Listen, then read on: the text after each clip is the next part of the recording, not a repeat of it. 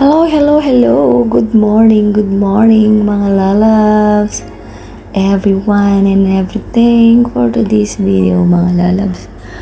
Magluluto tayo ng pansit, fresh pansit mga lalabs. So ayan, nakikita nyo ang aking mga rekado. Ayan, may pork, may sausage, may carrots, may onion, may celery, may repolyo, and pechay or pak choy. Yan mga lalabs, ginisa ko muna ang ating pork for that. And then, syempre, hindi mawawala ang bawang at ang aking sibuyas mga lalabs para pampabango sa ating lulutuin. Ayan, na pansit. Ayan. So, kailangan lutuin natin maayos. Pero hindi naman yung masunog mga lalabs. Iwasan natin masunog para hindi maging mapait ang ating pansit. So, ayan guys, ginigisa ko na mga lalabs. So, ayan, naging golden brown ng lahat-lahat. And then, nilagay ko na ang aking sausage.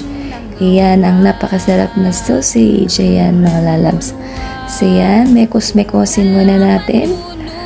Ayan, mga lalabs. And then, ang aking isinunod ay ang ating veggie like carrots and celery. Ayan mga lalabs. So, mekos-mekos natin muna. Mekos-mekos hanggang sa maluto mga lalabs. Ayan.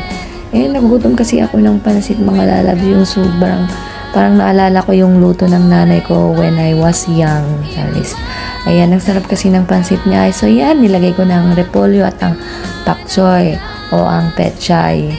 Ayan mga lalabs, para mas masarap, mas magulay, chares. And then nilagay ko na ang ating sauce. Ayan, sa sauce na yan nilagay ko na lahat. Paminta, soy sauce, black soy sauce, light soy sauce, and pampalasa, and everything mga lalabs. So ayan, nilagay ko na dyan para magkalasa naman ang ating ingredients. So ayan, ganyan ako magluto ng pansit mga lalabs. Niluluto ko muna ang lahat ng ingredients, din ina-set aside ko muna, and then after yung pansit na yan mga lalabs, naglagay na rin ako ng pampalasa dyan and everything.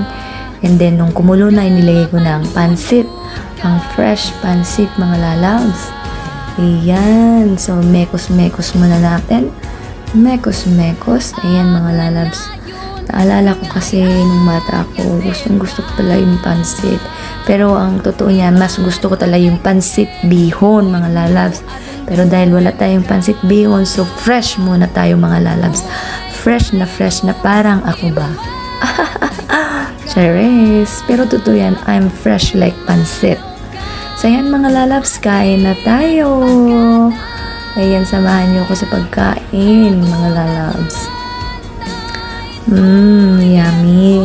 So mga lalabs, nga pala sa mga followers ko at sa mga lahat ng nagmamahal, thank you so much po. Please follow me pa more. Ayan mga lalabs, thank you so much. Mega love shoutout nga pala sa aking star senders dyan mga lalabs. Thank you so much. Ayan, hanggang sa susunod ulit. Thank you so much nga pala mga lalabs for watching me always.